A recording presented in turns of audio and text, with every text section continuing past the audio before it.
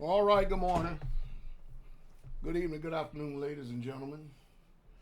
Hi, citizens of YouTube, Pastor Dowell here. Well, we know for sure that you can definitely tell that the weather's coming because the temperatures here are already at freezing or just below freezing, and it's going to go a whole lot colder. I'm on here as I have some of y'all in mind.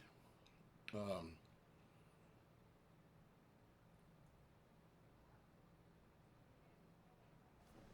Hoping that everybody's prepared for this because cold weather is nothing to play around with or toy around with. Um,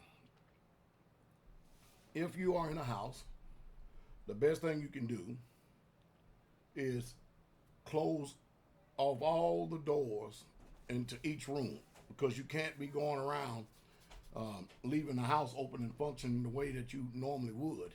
Um, if you have a bathroom that has pipes for water and stuff, you're going to have to open up the bottom of the sink and let the heat be able to get to the pipes to keep the pipes from busting. Um, and but you need to close up all the rooms and stay in one room in order to keep heat. Now, if you got electric heat and that's your only heat source, I can't help you. I just don't know what to tell you, don't know what to do. The one thing I've always done, especially being here at this community, is I've always made sure that every single home has had a heat source. And that heat source comes by the way of the old-fashioned wood stove. You know those stoves you buy and you put wood in it? You can cook on top of it.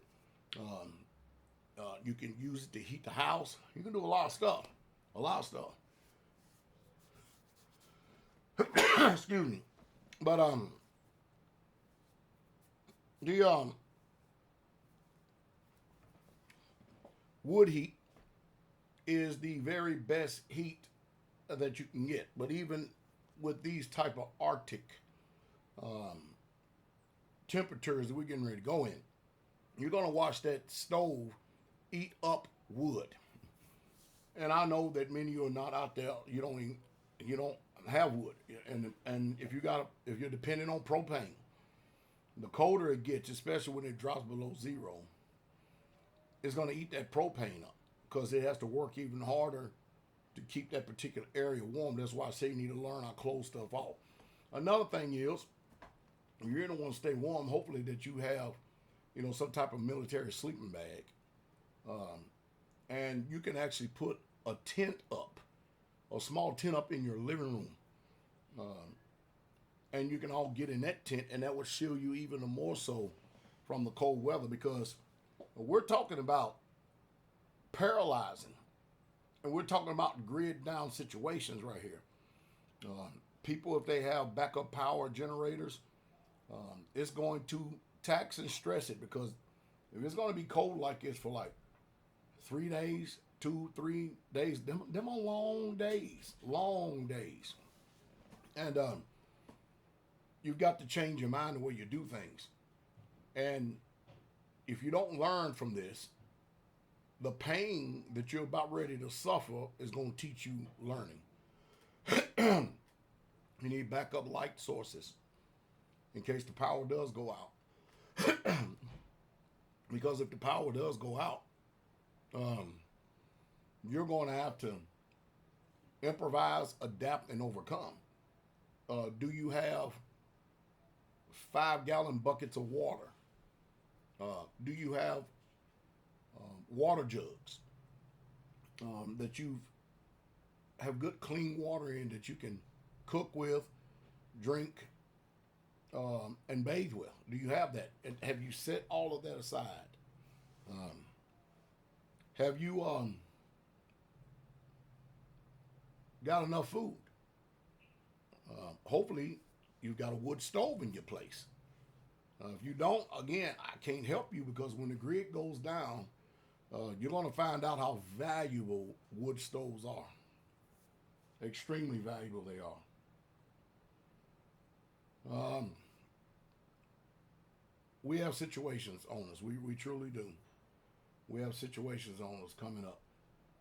It's going to be a weeping howl. Now, some of you that live close to the community, it's going to be virtually, once this snow and once this stuff starts falling, all of this stuff right here, it's going to be virtually impossible. It's going to be way too late to travel the roads, especially these back country roads, because you may end up in a ditch to try to get the Straitway. Now, we have a fellowship hall up there that has a wood stove back there. And we have generators in different areas. We have generators in case the power does go out, hooked up to all of our wells. We have quite a few wells here on the land. That's where we get our water from, our main water sources. And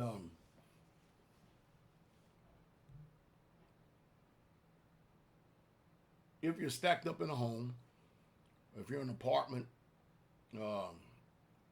and you definitely going a couple of days, the cell phones are not working.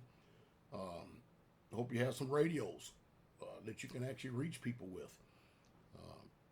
I mean, this would be a good opportunity to put those rapid radios to the test. I need to find mine is and plug it up and test it, see if I can communicate with Wisconsin and a couple other people.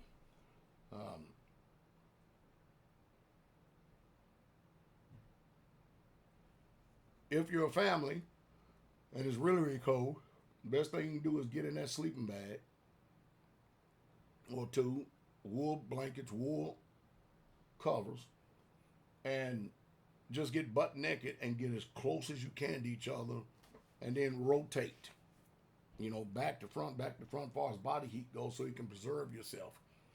I hope you're prepared. I know it's just a couple of days, but these couple of days when you're cold seems like a lifetime. It seems like a lifetime. Again, I hope you're prepared. And if you're not prepared, if you do have a home, then you need to figure out real quick, fast, in a hurry, if it's yours, how you're going to get a wood stove in that house. Because they're invaluable for stuff like this. They really, really, truly are. I think by the time they get finished with the numbers, I think we're looking at an extraordinary amount of deaths that's getting ready to take place.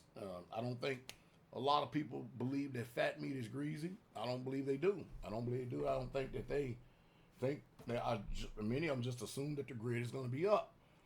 I don't think the grid is going to be up because I live out in a rural area and stuff, and the wind blows over 15 miles an hour. It drops anyway. It cuts off. But when you're talking about 1 inch of ice, you're talking about power lines breaking. You're talking about trees cracking and falling over, the limbs and branches and stuff. It's just too much weight. The accumulation, when it does start, happens so fast. If you can anticipate that you're not going to be ready and you live close, you're just going. You can come here to the fellowship hall. If we know you and you're in good standing. If you're not part of this ministry, don't even think about coming here. Don't even think about coming here. Don't say, well, what about that? No. Go to your churches out there. Some of you go to your churches. Let them take care of you. We're taking care of Israel, our people. And bring whatever you need to feed yourselves or whatever it is, because I'm telling you, that's just in case, if you ain't prepared. And if you can get in contact with us, we still need to know who you are and if and when you're coming. But when you get up there, we're not going to be sitting up there feeding wood in the stove for you. You're going to do that yourself, if that is the case. It's one thing about civilization, boy, it sure does handicap the minds for people to be in preparation. It really does. Sad situation. Anyway, I hope everybody does well. I'll see y'all tonight. Peter Falls Wheel up to electricity. If you see me on, then electricity is on. Tonight is for Straight Talk at 7 p.m. Central Standard Time. Shabbat service, if the electricity is on, I'll be right here holding Shabbat services. We'll do something. Hallelujah. Take care of yourself out there. King coming.